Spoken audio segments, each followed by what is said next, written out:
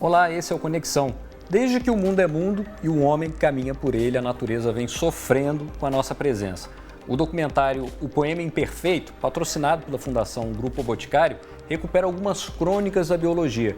E a extinção de espécies animais pela ação humana ocupa capítulos importantes dessa história. O documentário é baseado no livro escrito pelo professor Fernando Fernandes, do Departamento de Ecologia da Universidade Federal do Rio de Janeiro, livro que tem o mesmo nome, chamado Poema Imperfeito, uma cópia aqui, e é com o próprio professor que a gente vai conversar agora sobre essa obra. Obrigado pela participação aqui no Conexão. Nesse livro, você já mostra que a extinção das espécies não é um problema de agora não, ela já vem há um bocado de tempo, né? Exatamente. A extinção de espécies pelo homem começou com a dispersão dos seres humanos pelo nosso planeta cerca de 50 mil anos atrás.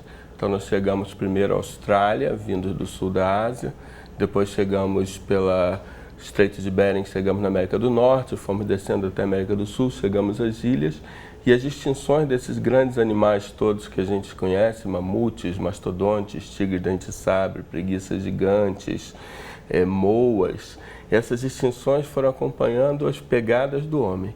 À medida que o homem foi chegando em cada lugar do planeta, as extinções foram sistematicamente acontecendo logo depois da chegada do homem. Então, enquanto algumas pessoas ainda pensam, e até poucas décadas atrás era o pensamento corrente, que essas extinções tinham sido causadas por mudanças climáticas ligadas a glaciações, hoje em dia está bastante claro que não existe uma correspondência muito clara entre essas mudanças climáticas e essas extinções. Ao contrário, fomos nós chegando como uma espécie exótica autotransportada, com tecnologia de caça em cada lugar, em longos processos que duraram milhares de anos em cada continente e que aconteceram por último nas ilhas, naturalmente, onde o homem chegou por último, Madagascar, Nova Zelândia, etc. Na Nova Zelândia, por exemplo, a extinção dos moas tem 500 anos, é extremamente recente. Quer dizer, fazendo o que hoje a gente faz numa escala muito maior, inclusive, né? De maneira muito mais rápida, né? Sim. A diferença fundamental é que nós distinguimos no passado as espécies fáceis de distinguir. Espécie fácil de distinguir não é uma espécie pequena, é uma espécie que reproduz devagar. Paradoxalmente, é uma espécie grande, porque um elefante é muito mais fácil de distinguir que uma barata. É muito mais fácil para você matar uma barata que um elefante.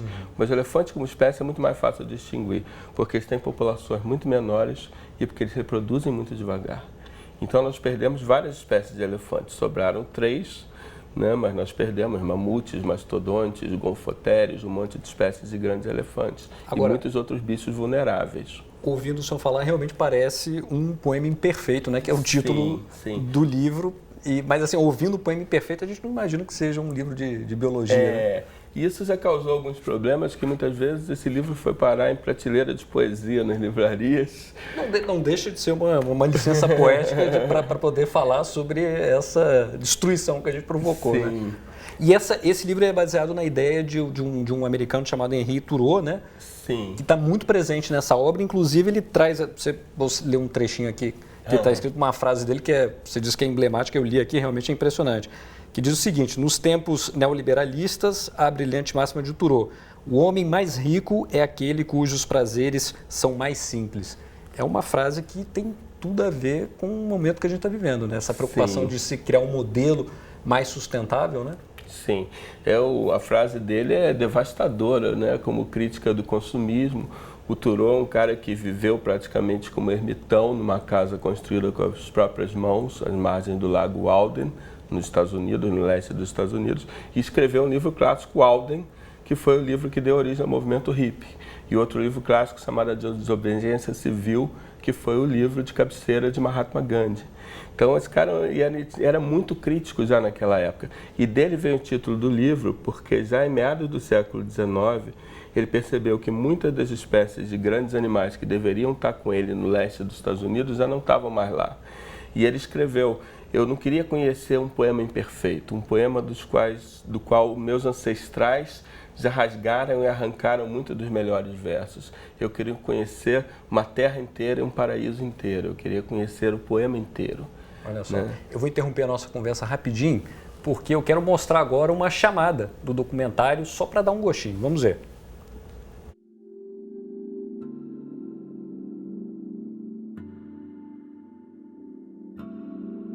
Nós pensamos que a destruição da natureza é um fenômeno recente. Mas a paleontologia conta uma história diferente. Se você hoje vê a biodiversidade do planeta e acha que a biodiversidade do planeta é rica, é maravilhosa, você precisava ter visto isso aqui há 50 mil anos atrás. Descubra a megafauna do Pleistoceno e saiba por que perdeu a chance de conhecer esses animais. Eu acho que uma das coisas mais importantes para que nós melhoremos nossa maneira de lidar com a natureza é nós entendermos quem nós somos. Fernando Fernandes fala sobre ecologia e explica quem somos, de onde viemos e que poderíamos nunca ter existido. Um filme sobre a natureza e nós. O Poema Imperfeito.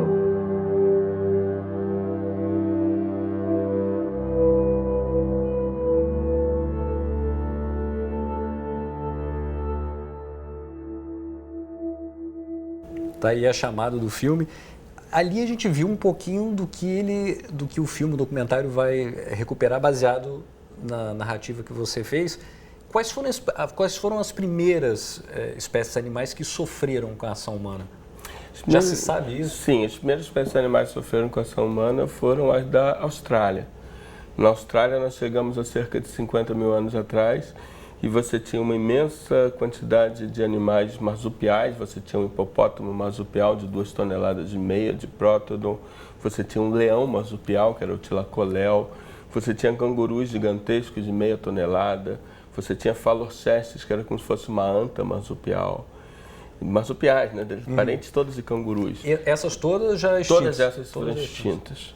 À medida que os humanos foram se deslocando na Austrália do norte para o sul, na ilha ao sul da Austrália, naturalmente, o último lugar que eles chegaram, a Tasmânia, foi o último lugar onde essas extinções aconteceram.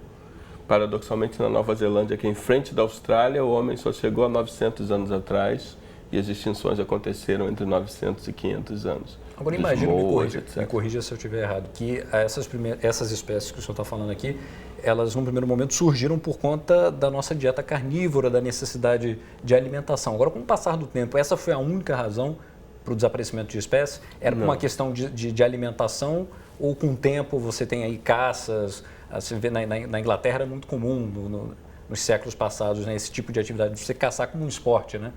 Claro, mais recentemente você tem outros fatores importantes. Naquela época, fundamentalmente, que nós tivemos tecnologia de caça, era uma fonte de alimento muito fácil e, colocando em contexto, agricultura e pecuária foram inventadas depois que a megafauna, depois que esses grandes bichos desapareceram. Agora, ao longo da história, surgem outros fatores importantes, sobretudo destruição e fragmentação de hábitats, introdução de espécies exóticas por nós. Então, nossos hábitats, os hábitats do planeta, as florestas, perderam uma imensa quantidade, primeiro nas áreas temperadas, depois nas áreas tropicais, e reduzidos a fragmentos isolados. Isso produziu uma série de extinções, e há uma longa série de extinções produzidas por nós, especialmente em ilhas, mas não só em ilhas, à medida que nós fomos levando espécies e introduzindo espécies exóticas em diferentes lugares, frequentemente com efeitos desastrosos, especialmente predadores exóticos. Então, hoje em dia, diz que as 3 causas principais de extinção são caça, destruição de hábitats e invasões biológicas, contaminação biológica, como é chamada, que são espécies exóticas. No futuro, podemos ter uma 4ª, que se chama mudança climática, né? Muito breve. Resumindo, essa história está longe de ser perfeita, né? O título do livro, do documentário, fala tudo, né? O Poema Imperfeito. Eu quero agradecer a sua participação aqui. Infelizmente, o nosso tempo acabou. A você de casa, obrigado também pela companhia. E se quiser rever essas e outras entrevistas, é só acessar o futuraplay.org. Até a próxima.